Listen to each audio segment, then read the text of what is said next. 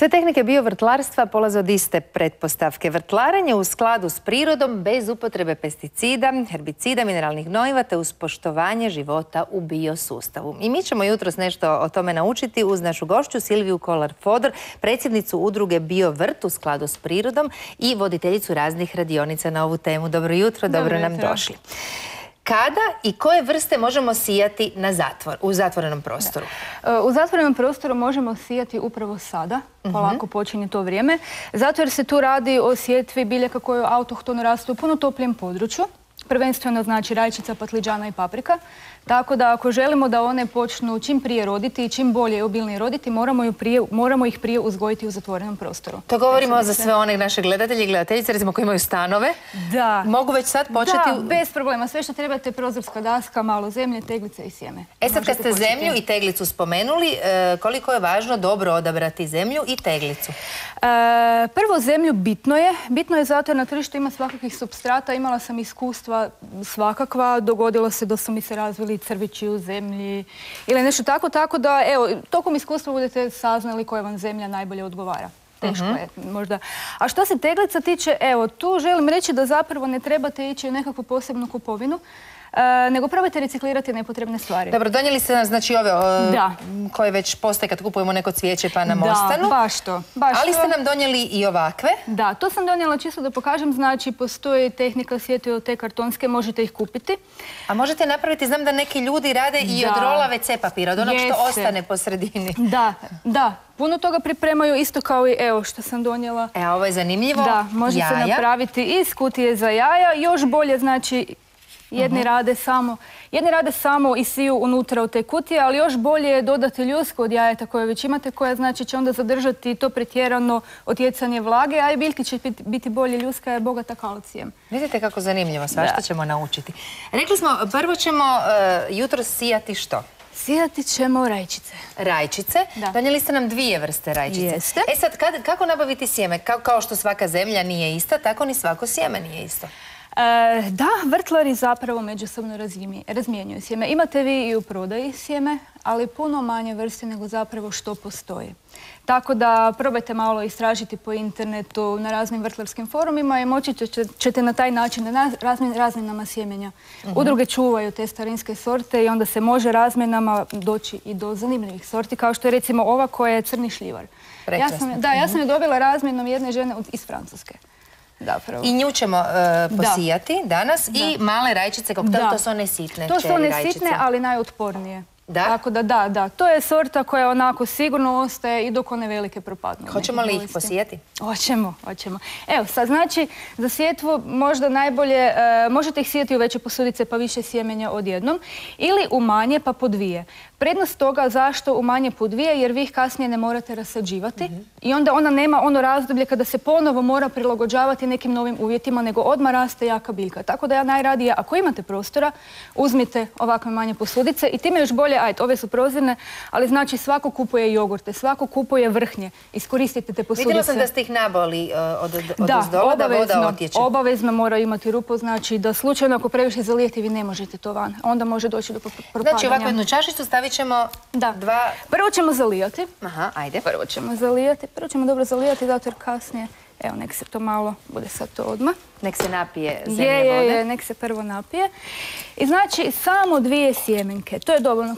Klijavost rajčice je jako visoka i tako da zapravo 2 sjemenke budu dovoljno. Evo, čisto da ne znam da li se vidi, ovo je crno sjeme, ako vidite. Vidimo. Znači jer je to ta rajčica Black Plum. I znači samo ću uzeti 2 sjemenke, lijepo rasporediti. Još jedna stvar, ovo je znači taj supstrat koji je pomiješani sa malo vrtne zemlje krtičnjakom. Znači kupljeni supstrat, ali sam ga pomiješala s krtičnjakom, zato jer jedna žličica zemlje ima više bakterija, živih bića od ljudi na zemlji. To je jako dobro za jedan dobar mikrobiološki sustav unutar zemlje za vaše sadnice. Ali znači prekriti ću samo ovim kupovnim supstratom i to jako u tankom sloju. To je dovoljno. Kad tako posijemo rajčicu, ostavimo ju na prozorskoj dasci i koliko ju često moramo gledati? Evo, samo još prvo, znači još malo zalijemo. Pa ona će niknuti, rajčica u pravilu niče već za par dana, ali da bi mi pospješili njeno nicanje i da bi njoj bilo čim ugodnije do tog trenutka, mi ćemo još to malo spakirati. Zašto? Da bi zadržali te povoljne uvjete, jer recimo dnevna, noćna temperatura sobna prilično varira. A s ovim ćemo mi zapravo zadržati optimalne uvjete čim duže. Znači stavili smo jedan najlon ili jednu najlon vrećicu preko i stegli gumicom. Kad ćemo to skinuti? Svaki dan provjetravamo, ukoliko ima potrebe. Vidjet ćete, ako se puno vlage nabire, onda jednostavno preokrenite to ponovo da se... Znači svaki dan malo zraka pustite. Dok biljčica nikne, dok pokaže 2 lista, maknite. Dovoljno. Dobro. Onda ne smije biti u previše vlažnom. Kad ju vjetrimo, koliko dugo ju pustimo da diše? Par minuta. Dosta da se zrak promijeni, da ta vlaga i znači preokrenemo. Još jedna bitna stvar, nemojte zaboraviti, pogotovo ako puno toga sijete, puno vrsti kak mi sad imate, zaboravili budete di ste kaj posijeli, vjerujte mi. Napišite. Napišite, uvijek toliko lako, a zapravo, evo ga. Crni šljivar ćemo tu napisati.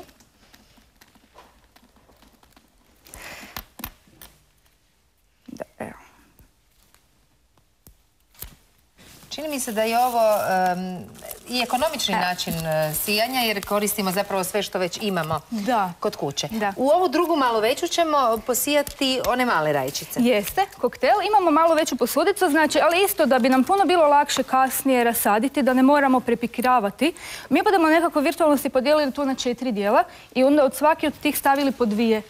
Da, jer dok se rasađuju, neki rasađuju samo po 1 biljku rajčice van, ali ja recimo sadim u kompletu 2. Isto tako super izrastu. Kad govorimo o rasađivanju, otprilike nakon koliko vremena treba biljku rasaditi? Znači, čim ona pusti 2-3 listića, ako ste posijali jako gusto, onda se zapravo one rasađuju u zasebne dijelove. Ali recimo ako posadite tako kako sam ja tu posijala, onda može ona ostati sve do trenutka do presađivanja van, jer ćete vi samo onako grumen podijeliti na 4 dijela i presaditi. Nema potrebe prije. Kad se to događa? Događa se u drugoj polovici 5. mjeseca, zato jer trebamo pričekati da prođu takozvani, bar u našim kontinentalnim krajevima, zmrznuti sveci. To je zadnje razdoblje kada je mogući mraz. Jer ovo su jako osjetljive biljke i mraz ih može uništiti. Tako da, znači, nakon 15. 16. zapravo 19.5. mi možemo presaditi bez problema rajčice van. Evo, ja sam sad to malo i više stavila. Jedna moja draga kolegica dala nam je odličan naputak. Ona je rekla da na terasama možemo pelcere napuniti vreću zemljom i onda probušiti male otvore na toj vreći zemlje i zapelcati zapravo rajčice i tako uzgajati u vreći zemlje ako nemamo nekakve velike posude na kojima bismo mogli. Čini mi se i to kao dobra ideja. Bilo što se da iskoristiti, stvarno ima briljantnih ideja. I ovo ćemo isto pokriti i zatvoriti kao što smo to učinili i sa onim šljivarom. I do polovice 5. mjeseca ćemo znači njegovati u kući, a nakon toga presaditi na otvoreno. Kad možemo očekivati prve plodove? Krajem 7. početkom 8. mjeseca. Onda one počne zoriti i zapravo sve do prvih mrazeva. To je sve što smo rekli, vrijedi zapravo za rajčice. I što se još u ovo vrijeme sije? Paprike. Zapravo paprike se malo prije siju od rajčice jer one ponekad duže niču. Peperoni? Da, sve to je ista porodica.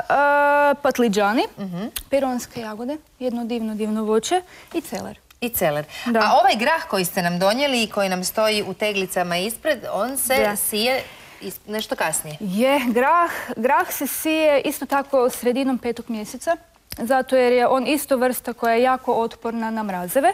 Jedino grašak možete sijati zapravo već sad u manje posudice ako imate neko hladno klijalište i onda kasnije presaditi van ili negdje u ožujku već direktno na otvoreno. On je mahunarka koja je otpornija na niske temperature. Isto se, ako ga sadimo, isto se ovako sadi u male posudice ili sije? Može, sije u malo veće, tako da ga možete bolje. Eto, vjerujem, cijenjeni gledatelji, da smo vam dali neke dobre ideje i neke dobre savjete i da ćete vi uzgojiti svoje povrće na svojoj prozorskoj dasci. Puno sreće, hvala vam lijepa. Nema na čemu.